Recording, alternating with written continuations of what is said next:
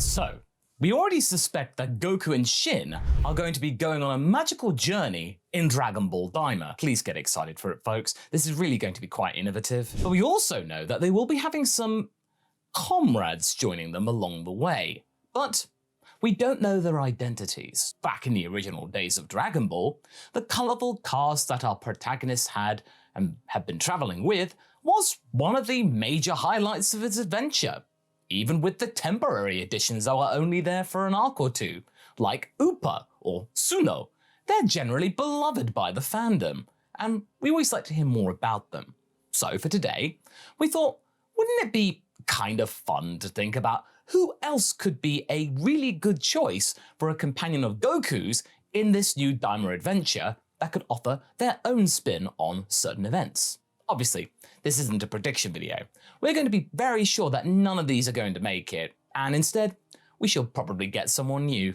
It just makes sense to introduce new characters at this point. I mean, that's just what they've been doing the last decade. Without further ado, let's list some of those former and some relatively new companions that could fit into a journey with Goku in his new Daimagical adventure. Do you get it? Because it could have been called Dragon Ball Magic. First off though, I mean it's obvious, Krillin.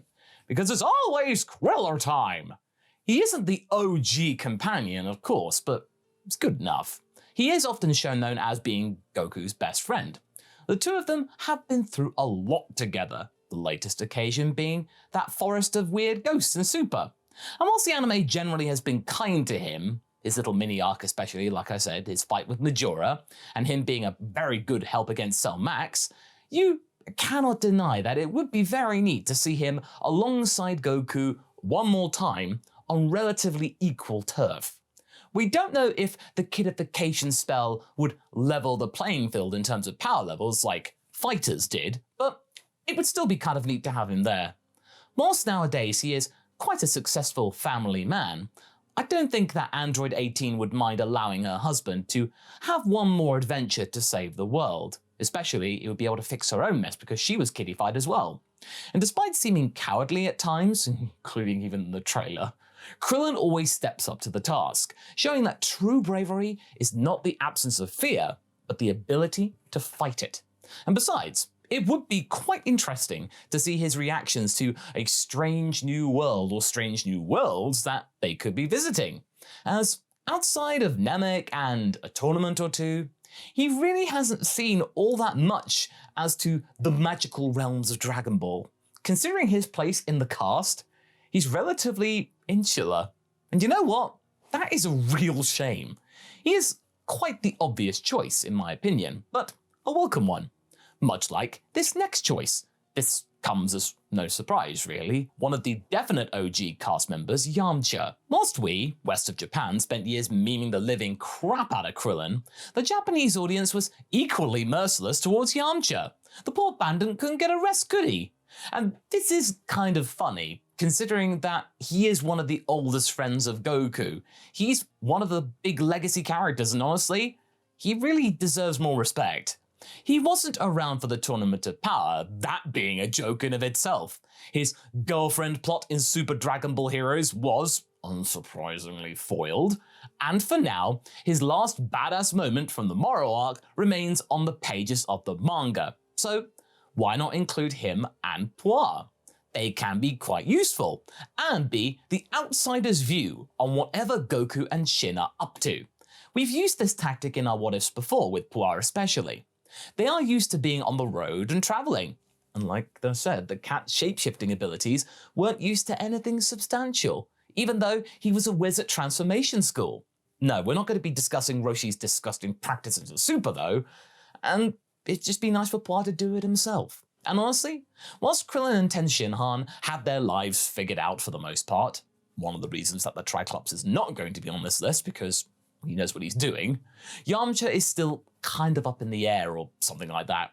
He still has some room to grow as a character, to figure out what he's going to do for the rest of his life. And a life-changing journey could give him all that he needs to have proper closure and a retirement of his character. Out of all of Goku's main human rivals, Yamcha is the only one who really didn't get some sort of badass defining moment in Z or Super, and he really could do with one. Even if they keep him in as a bit of a comic relief character, as he always was, there is nothing to keep him from doing something really cool and memorable. Then we have Dende. You didn't expect Dende to be on this list, did you? Piccolo could be an obvious choice. We decided to go in a little bit of a different direction. A different Namekian. The one who, in theory, should not be allowed to leave his place as the Guardian of Earth. But nevertheless, with the Supreme Kai being involved in everything, wouldn't it be good for the Guardian to learn from the highest up and be able to leave Earth on a technicality? Especially that his superior is not all that experienced himself. That could be an interesting bonding adventure for both of them, considering they are kind of work colleagues. Especially since also the Guardian Dende might need to look into that evil curse himself. If the Dragon Balls are not able to solve their problem as to their predicament, spoilers, they won't, Dende might leave for a great adventure that could make him understand what it really means to be a Kami-like figure. That, and the quasi-demonic experiences of his predecessor, can be sort of a benefit. Yeah, Garlic Jr. is not really canon, but he kinda lives rent-free in our minds, whoever he is. This is certainly an odd choice, I will give you that, but come on! We need to think outside the box here, folks. If we want to focus on the gods of life, let's start from the very bottom of the food chain and go all the way up. Our next candidate, the one that we found to be fitting to accompany Goku on his new adventure, would be Mr. Satan! Get out of here, you! Mr. Satan, everybody. GT's opening toyed with the idea of Mr. Satan in space, but what if we truly got it this time? As in, a perfect fish out of water scenario. As we mentioned in one of our previous videos, the Super era Mr. Satan is a much more bearable and likable character, and having the champ travel alongside Goku, doing some actual heroics for once, would be kind of cool. And he'd also feel really satisfied himself because he's like, I'm doing it! And okay, you could maybe have some accidental heroics in there for good measure, but it would still be nice. This might seem like another oddball choice, but honestly, we don't see it that way. Considering the interactions between the Saiyan and the champ in Dragon Ball Super, you might see that the two could have really good times together, really good chemistry. Honestly, he could be a really cool point of view character going forward, giving us the angle of a regular human in that wacky, crazy world of Dragon Ball. But okay, if we are going to be talking about him, he might come in a set with another character. And I do think that you guys already know who we've got in mind. Majin Buu. There is some link, or at least acknowledgement, between the mysterious bad guys of Daima and Babidi. So maybe the ex-baddie of the last Z arc could stretch his blobby body and be a little bit more useful in another arc? Technically, he kind of was useful in the Moro saga in the manga, but that was down to mostly the Grand Supreme Kai taking over and taking the reins. And you know what was surprising in all of that? If he were still there, it is such a shame that we haven't seen Shin interacting with him at all. That was a missed opportunity, and that's something that Daima could still allude to. Let's be honest here. Out of all of the redeemed villains of all of the arcs, Piccolo, Vegeta, the androids, Buu is the one that hasn't yet lived up to his full potential. Whether it was his final moments with Oob and GT, that sadly didn't really go anywhere fanciful, or the fake out of the Tournament of Power, we haven't seen Majin Buu contribute nearly enough to the team. And that's a shame, you know, because he could do a lot. Also, outside of him having a Kai inside of him, he might have some influence over Shin, who, understandably, wouldn't have the most pleasant memories regarding the creature, because that was the manifestation of absorbing his master. He would have some problems, but maybe overcoming the prejudice against him could be a plot point for Shin. Also, his wholesome relationship with Mr. Satan could lead to many interesting moments, like we saw with Baby, and Buu just let Mr. Satan go inside of him, so that means he wasn't affected by Baby's curse. And besides, how would a kidified version of Majin Buu look? We look like Kid Majin Buu, or just Kid Buu but nice? Then we have Oolong. Yeah, okay, Oolong is a bit of a weird choice, and a bit of a weird character, in the sense that he is one of the originals, yes, but at the same time, he has quickly lost relevancy. But despite that, Toriyama made sure to include him in this entire series, even after the original Dragon Ball, and the movie creators especially liked the character for some bizarre reason. He is in 14 movies. That's more than any Dragon Ball character save for Goku or Bulma. But what could Zhubaji Son Wukong offer to a modern audience? While he is often used as a comic relief character, he does also have shape-shifting abilities like Poir, and can be very crafty. But remember, he's not as good as that as Poir.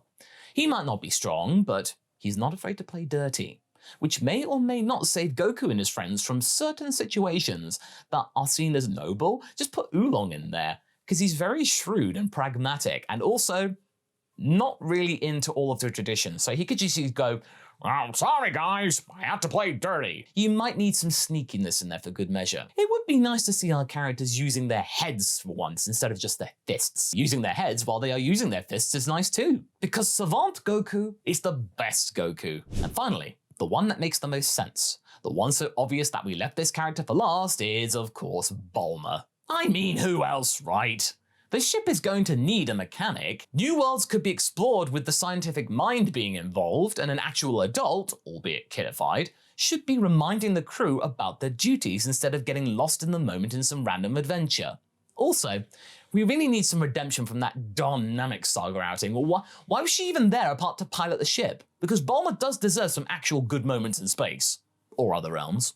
Not only is she the OG companion of Goku, the first one, but she was one of the most important influences in his early life. Without Bulma, Goku would be nothing like he is today. And honestly, so is he with her. Because when we met Bulma, first of all, she was kind of bratty and selfish, but by the end of Dragon Ball, she was much kinder and more well-rounded, looking at the bigger picture and helping other people. And obviously, she still likes to care for herself, first of all, and has a strong personality, but she is much more responsible now. Well, okay, except when she's trying to exploit Shenron for her own personal gains. Bulma would fit into Goku's crew perfectly. It would be such a funny subversion to leave Vegeta guarding Earth and the house, and have her be the main deal for once. After so many years of dealing with that all weird space magical stuff, she is largely fearless, and is not afraid to speak her mind if she does not like what she's seeing, which would give her some very unique dynamics with all of the characters that they would meet along the way. And, you know, it's always a good moment for us all if we get some reminiscing and a chance for an occasional reanimated flashback, as I'm sure there might be some parallels to early Dragon Ball that she could bring up. Now, would she feel motivated enough to go? I would say yes.